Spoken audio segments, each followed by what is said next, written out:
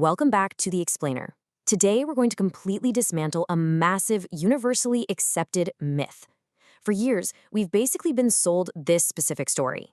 To achieve greatness, to build a business, or really to create anything meaningful, you need boundless resources, endless time, and limitless possibilities. We're constantly told that more is always better. But, well, what if everything we know about finding success is actually completely backwards? Today, we're going to dive into why stripping away all those resources might be exactly the thing you need. We've all heard the cliché a million times, right? Think outside the box. You hear it in schools, in corporate meetings, in those intense motivational seminars. The popular idea is that you have to find total, unrestricted freedom to be truly innovative. But honestly, what if the real secret to creativity, deep focus, and ultimate success is actually learning to think inside it? What if the anxiety we feel isn't from a lack of options, but from having way too many? What if having fewer choices and tighter constraints is actually your hidden superpower? So let's totally redefine limitations today. We need to stop seeing them as unfair conditions or restrictive boundaries that are just holding us back. Instead, let's look at them as powerful catalysts. Think about it from a neurological standpoint. The human brain is basically an energy-saving machine.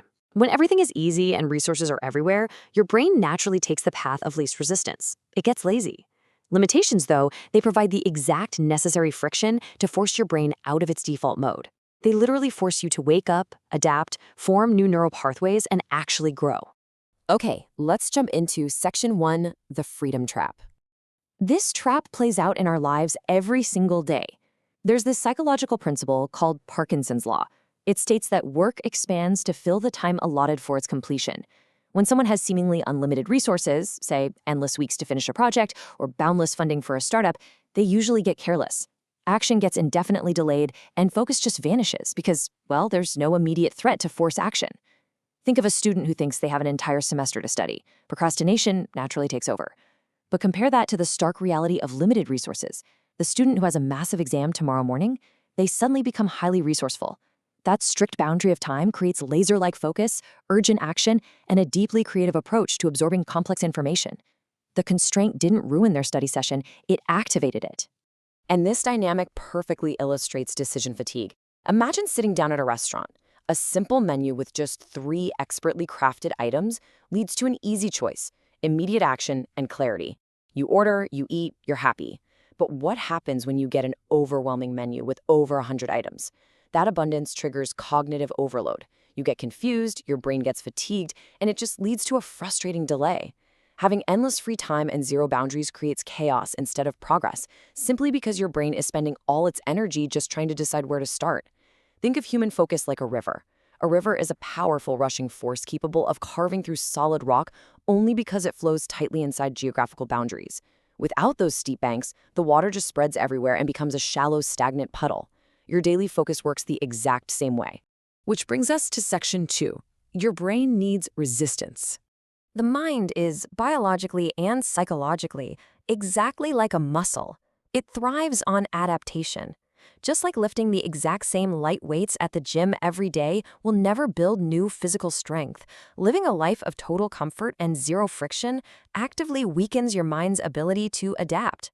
If you put your arm in a cast for a month, the muscle atrophies, right? Well, if you put your mind in a cast of total comfort, your resilience atrophies. In the gym, if you never increase the resistance, your progress stalls. In life, without the heavy weights of pressure, strict deadlines, and difficult situations, your mental growth just stops.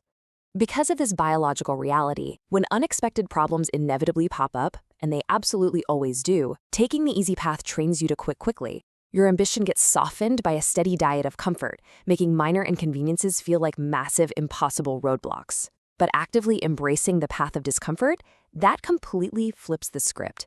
It forces your brain to adapt in real time. It builds a really high baseline of lasting resilience and pushes you to discover deep, innovative solutions that a life of constant ease would have completely hidden from you. Let's move on to Section 3. Problems spark true creativity. Instead of instantly complaining when things get hard, highly effective people recognize that problems are actually hidden blessings. Evolutionarily speaking, humans didn't innovate because they were comfortable. They innovated to survive the winter. Problems are mechanical triggers that force deep mental focus. They teach profound gratitude, because you suddenly start appreciating the tiny resources you do have. Sharp constraints strip away fake, meaningless distractions and activate this sort of survival concentration that has historically pushed all human progress forward. The second life becomes uncomfortably restrictive, your brain stops relying on lazy routines and goes to work to save you. I absolutely love this quote. Creativity is born when easy solutions disappear. It just perfectly captures the essence of what we're talking about today. Think about it in your own life.